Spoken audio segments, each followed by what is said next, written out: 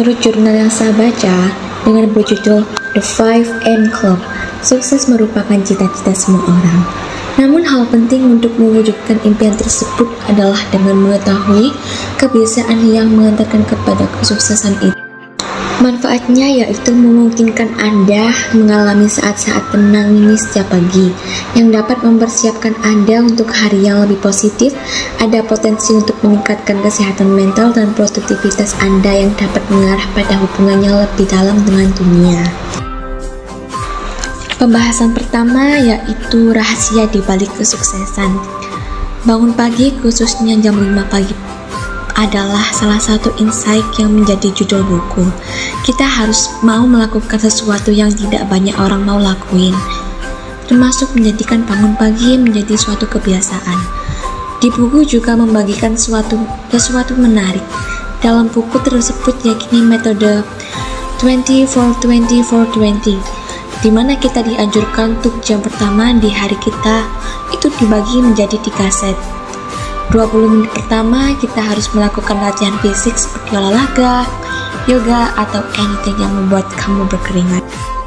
Nah, masih menjadi pembahasan pertama, yaitu keringat membantu menghilangkan hormon rasa takut dan juga mengenerasi protein BDNF yang memperbaiki sel-sel koneksi neuron sehingga dapat berpikir lebih jernih dan lebih cepat.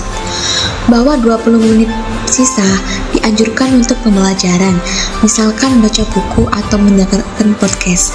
Nah, rutinitas ini tuh kita lakuin terus selama 66 hari, di mana waktu yang diperlukan untuk menjadi kebiasaan.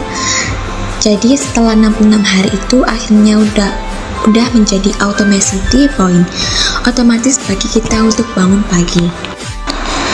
Pembahasan kedua yaitu rahasia pencetak sejarah. Bahwa penulis ini melakukan riset yang dalam dan ia menemukan bahwa orang yang hebat, sukses tidak hanya bermodal bakat dan motivasi. Itu aja, tapi juga bergantung oleh capitalization IQ, yakni sejauh mana memanfaatkan potensi kita melalui konsistensi dan kegigihan. Nah, para pencetak sejarah ini memberikan dedikasi dan komitmen untuk tumbuh terus dan untuk mengasah skill tersebut, dan ini menjadi pembedanya.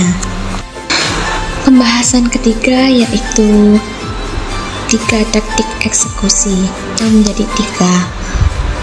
Yang pertama yaitu tight bubble of total focus, dimana kita tuh bekerja tanpa ada gangguan apapun. Misalnya nih, kita bisa set up rutinitas yang terjadwal, yang benar-benar jauh dari interruption and distraction. Kalau misalkan kita mau fokus in one activity, karena distraction itu enggak banget. Untuk menjadi orang yang efektif, kita harus benar-benar mengambil prioritas. Misalnya, contoh kita bisa sederhanakan proses-proses yang rumit daripada banyak ngerjain project sekaligus. Akhirnya kita pecah konsentrasi dan mungkin cuma mengerjain 1 atau 2 project aja.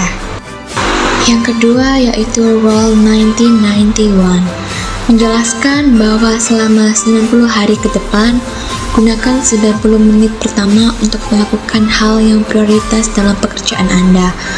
Dengan melakukan ini, kamu basically memastikan bahwa 90 menit pertama hari kamu itu sepenuhnya terfokus pada aktivitas penting, dan ini akan memberi kamu hasil yang sangat-sangat baik. Yang ketiga yaitu metode 60-10, bahwa gunakan istirahat setelah setiap Anda bekerja. Gunakan istirahat setelah setiap jam Anda bekerja.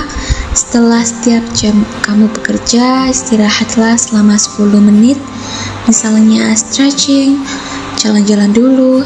Dengan melakukan ini, kita memastikan bahwa kita tuh nggak terlalu stres dan overwhelmed, dan kita justru bisa lebih banyak bahan bakar untuk melalui hari yang panjang. Kesimpulannya, menurut aku sih nggak harus langsung besok ya kita bangun jam 5 pagi, tapi kita mulai aja dengan baby step atau langkah-langkah yang kecil, yang penting bisa konsisten aja, itu kunci utama.